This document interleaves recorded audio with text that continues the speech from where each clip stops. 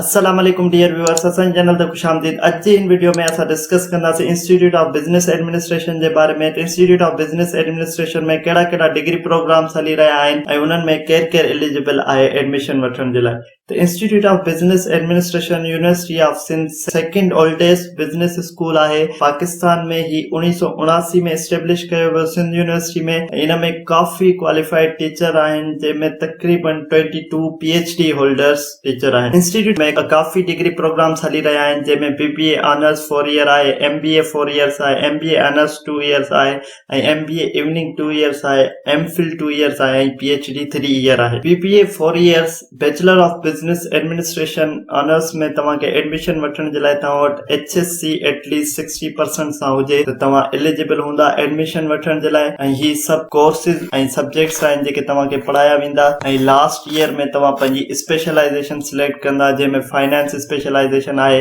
Human resource management specialisation आहे, marketing specialisation आहे, management specialisation आहे, मैनेजमेंट इंफॉर्मेशन सिस्टम स्पेशलाइजेशन आहे, बैंकिंग स्पेशलाइजेशन आहे, होटल मैनेजमेंट स्पेशलाइजेशन आहे, हेल्थ सर्विस मैनेजमेंट स्पेशलाइजेशन आहे। MBA जेको 4 ईयर 8 सेमेस्टर प्रोग्राम आहे उन जे लाइ तव्हां वटि 14 year of education BSc BCom BA या अदर रिलेवेंट तव्हां वटि क्वालिफिकेशन आहे त तव्हां MBA 4 ईयर प्रोग्राम में एलिजिबल आहियो अप्लाई करण जे लाइ। उन में ही सब्जेक्ट्स तव्हांखे पढ़ाया वेंदा। सेम लास्ट में तव्हांजी स्पेशलाइजेशन थींदी जंहिंमें मैनेजमेंट फाइनेंस ऐं ॿियो कोर्स आहिनि स्पेशलाइजेशन आहिनि जेके तव्हां पंहिंजी चॉइस मुताबिक़ सिलेक्ट करे सघो था। ॿी जेका MBA 2 इयर्स ऑनर्स जी डिग्री आहे उन जे लाइ जेको आहे 16 ईयर ऑफ एजुकेशन रिक्वायर्ड आहे। जेका बिजनेस एजुकेशन आहे माना BBA आहे तव्हां वटि त तव्हां MBA 2 ईयर ऑनर्स में अप्लाई करे सघो था ऐं उन में तव्हांजी एग्रीगेट जेका तव्हां वटि हुजे उहा 60% ऑफ मार्क्स हुजनि। ऐं MBA 2 ईयर इवनिंग जेका आहे इन में कंहिं बि बैकग्राउंड 16 ईयर ऑफ एजुकेशन सां वास्तो रखंदड़ अप्लाई करे सघनि था जंहिंमें BE आहे, MBBS आहे,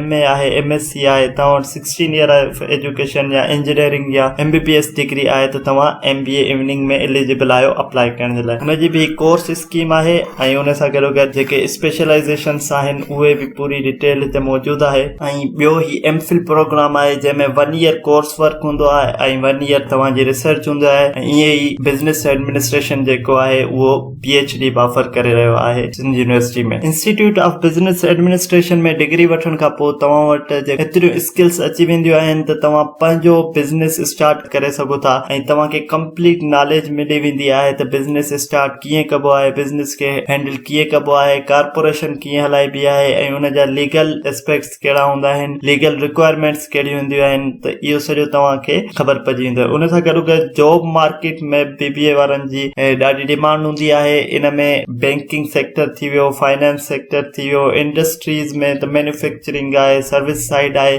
जिथे किथे जेको बिजनेस एडमिनिस्ट्रेशन बैकग्राउंड्स वारा आहिनि उन्हनि जे लाइ जॉब्स मौजूदु हूंदियूं आहिनि। उमेद था कयूं तव्हां वटि इंफॉर्मेशन पहुची वई हूंदी इंस्टीट्यूट ऑफ बिजनेस एडमिनिस्ट्रेशन जे बारे में। मज़ीद इन इंफॉर्मेटिव वीडियो जे लाइ असांजे चैनल खे लाइक कयो, सब्सक्राइब कयो तीअं असांजी ईंदड़ हर नई वीडियो मां ताईं पहुची सघे। अल्लाह हाफ़िज़।